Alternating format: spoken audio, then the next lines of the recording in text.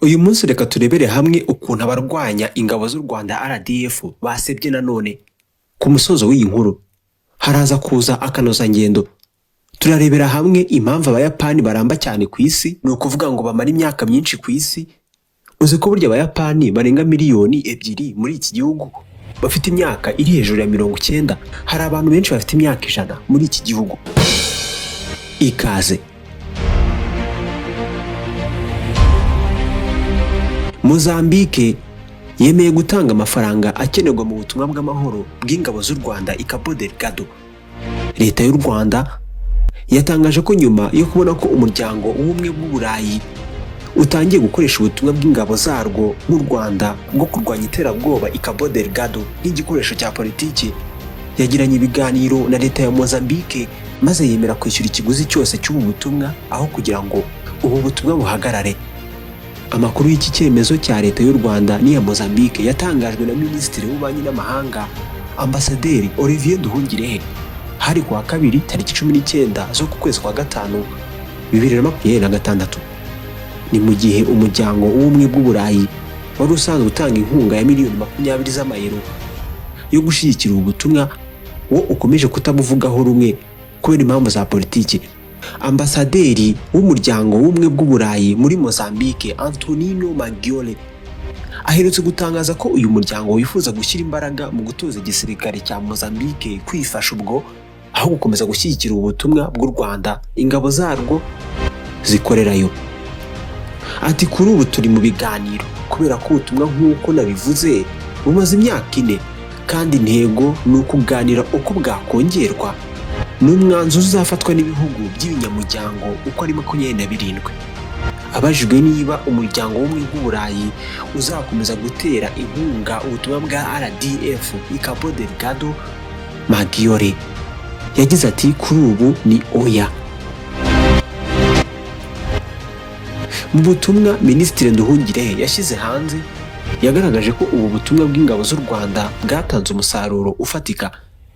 Ati mu mwaka w'ibihumbi 2021 inzego z'umutekano z'u Rwanda zagiye Cabo Delgado ku butumire bwa guverinoma ya Mozambique.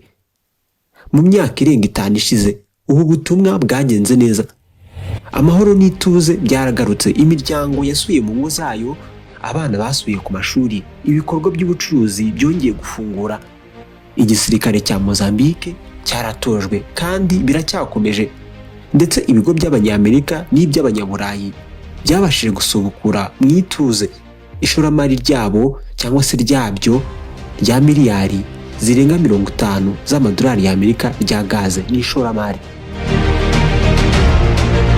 Yakomeje avuga ko muri icyo gihe kandi inzego z'umutekano z'u Rwanda zahawe ubufasha bw'amafaranga buturutse mu kigega cy'Uburayi gitera inkunga ibikorwa byo kugarura amahoro, ni ikigega cyitwa APF. Ati ayo mafaranga yari agize umugabane muto w'ibyo u Rwanda rukoresha byose muri Mozambique ndetse n'ishoramari ry'umuryango w'ubumwe bw'Uburayi i Cabo Delgado. Minisitiri Nduhungirehe yakomeje avuga ko nubwo ubu butumwa bwatanze umusaruro, umuryango w'ubumwe bw'Uburayi bwahisemo kubugira igikoresho cya politiki kubera impamvu zitandukanye. Mu buryo bubabaje twabonye ko ubusabe bugera kuri 2 bwa guverinoma y'u Rwanda ku muryango w'ubumwe bw'Uburayi bwakiranywe gushidikanya ndetse bugirwa igikoresho cya politiki n'ibihugu bimwe byo muri uyu muryango birimo 2 byaradukolonije. Uwo ni Ambasaderi Olivier Nduhungirehe. Ubufasha bw'ingenzi dutanga ku baturage bagenzi bacu bo muri Mozambique maze buhindurwa iturufu yo kunenga u Rwanda ndetse buteshwa agaciro n'ibihugu bisanzwe byungukira mu buryo bw'ubukungu ku musanzu wacu muri Cabo Delgado. Yavuze ko nyuma yo kubona aya mananiza y'Abanyaburayi, u Rwanda na Mozambique byarahuye biraganira maze birangira iki gihugu cyemeye kwishyura ikiguzi cy'ubutumwa bwa RDF i Cabo Delgado kugira ngo bukomeze. Ati niyo mpamvu uyu mwaka u Rwanda rwasubiye ku kintu cy'ibanze, rufata umwanzuro wo kuganira gusa na guverinoma ya Mozambique yateye kandi zakomeza gutanga inkunga y'ibanze inzego z'umutekano z'u Rwanda ziri i Cabo Delgado. Muri uyu murongo ubufatanye hagati ya guverinoma ebyiri bwagenze neza kandi bizakomeza gutyo. Mu gihe akazi k'inzego z'umutekano z'u Rwanda i Cabo Delgado gashimwe n'igihugu cy'abavandimwe cya Mozambique, mbere y'uko haba ibi biganiro u Rwanda rwari rwatangaje ko mu gihe hataboneka inkunga yo gukomeza ubu butumwa bw'ingabo zarwo rwiteguye kuzikura muri Mozambique. Minisitiri Nduhungirehe yari yavuze ko ingabo z'u Rwanda zidashobora gukomeza aka kazi mu gihe zihuzwa ku nkeke cyangwa se zigafatirwa ibihano. Ati rero twibukije ko ingabo z'u Rwanda mu gukora ako kazi zikorera igihugu cya Mozambique, abaturage ba Mozambique ndetse n'umuryango mpuzamahanga muri rusange, kubera ko ufite na za sosiyete zikora ishoramari hariya zidashobora gukora ako kazi ingabo zacu zinengwa buri kanya, zifatirwa ibihano, zihozwa ku nkeke. Ingabo z'u Rwanda zagiye muri Cabo Delgado muri Nyakanga 2021 hashingiwe ku busabe bwa leta y'icyo gihugu. Mozambique yari yifuje ko zayifasha mu kurwanya ibikorwa by'iterabwoba byari byarahungabanyije bikomeye iyi ntara kuva muri 2017. Kuva icyo gihe hamaze kujyaho ibyiciro bitandukanye. Ibuka kandi like kuri iyi nkuru, ukora subscribe kuri channel yawe, nibwo uzajya ubona ibindi biganiro n'inkuru rusange tubagezaho, ibiganiro n'inkuru zibigisha buri munsi mukamenya amakuru nyine, kubera ko turi abambere mu kukugezaho ibyasohotse mu binyamakuru. Njye nitwa Samuel Mugisha, ibi birihutirwa. Akanoza ngendo. Hari ibanga rifasha Abayapani kurama. Niba ubu ufite imyaka 25, hari icyizere ko ushobora kuzarama indi myaka 45 kubera ko icyizere cyo kurama mu Rwanda ni hafi imyaka 70. Mu Buyapani ho abarenga miliyoni 2 muri iki gihugu bafite imyaka iri hejuru ya 90 kandi abarenga ibihumbi 70 bafite imyaka 100. Mu Buyapani icyizere cyo kurama kiri ku myaka 85 kandi abagabo benshi barama imyaka igera kuri 81, mu gihe abagore bageza ku myaka 87. Abantu benshi bakeka ko kuba Abayapani barama cyane biterwa n'uturemangingo ndangasano twabo cyangwa se irindi banga ryishe mu mibiri yabo, ariko abashakashatsi bagaragaza ko ibyo ntaho bihuriye n'ukuri.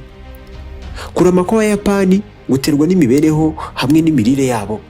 Bakunda kurya imbuto n'imboga zitoshye nyinshi, ntibakunda ibiryo byatunganyijwe mu nganda kandi ntibaryagaguzwa. Buri kanya uri kurya, uba uri kurya iki? Iyo ni nayo mpamvu umubare w'Abayapani bafite umubyibuho ukabije uri hasi cyane, kuko uri kuri 3.6%. Nicyo gihugu gifite umubare muto w'abafite umubyibuho ukabije ku isi. Abayapani bakunda kurya amafunguro y'ibikomoka mu nyanja, aho bari mu bihugu 6 bifite abaturage barya amafi menshi cyane ku isi. Amafi ari mu byo kurya uzarya bitangiza umubiri kandi ntibigire amavuta menshi nk'inyama zitukura. Ibyo bibarinda ibyago byo guhitanwa n'indwara nk'iz'umutima ku kigero cya 36%. Nanone bakunda kunywa icyayi kirimo ibimera n'imiti karemano. Bakunda kunywa icyayi kirimo ibimera n'imiti karemano maze kikagenda kigakomeza ubwirinzi bw'imibiri yabo kandi kikabarinda kurwara kanseri n'agahinda gakabije. Ifunguro ryabo riba ririho ibyatsi byo mu nyanja bikungahaye ku myunyungugu na proteine cyangwa se intungamubiri zituma bagira ubuzima bwiza. Abayapani bakunda kugenda n'amaguru cyangwa se bakanyonga amagare. Usanga abageze mu zabukuru bakunda gukora imyitozo ngororamubiri buri gihe, kandi ubwo hafi yabo 85% by'abaturage b'Ubuyapani baryama mu mazi y'akazuyazi nyuma y'akazi kugira ngo bagorore imitsi, amaraso yabo atembere neza kandi imibiri yabo ihumeke nyuma yo kubira ibyuya. Sinakwibagirwa ko Ubuyapani bufite ubuvuzi bukomeye cyane kurusha ibihugu byinshi cyane ku isi. Leta itanga nkunganire mu buvuzi igera kuri 70% y'igiciro cyo kwivuza kugera kuri 90% ku baturage batishoboye.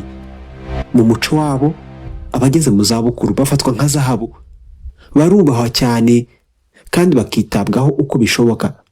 Sosiyete yita ku buzima, kwiyitaho no kubahana abayirimo ntibarama gusa ahubwo baranasagamba.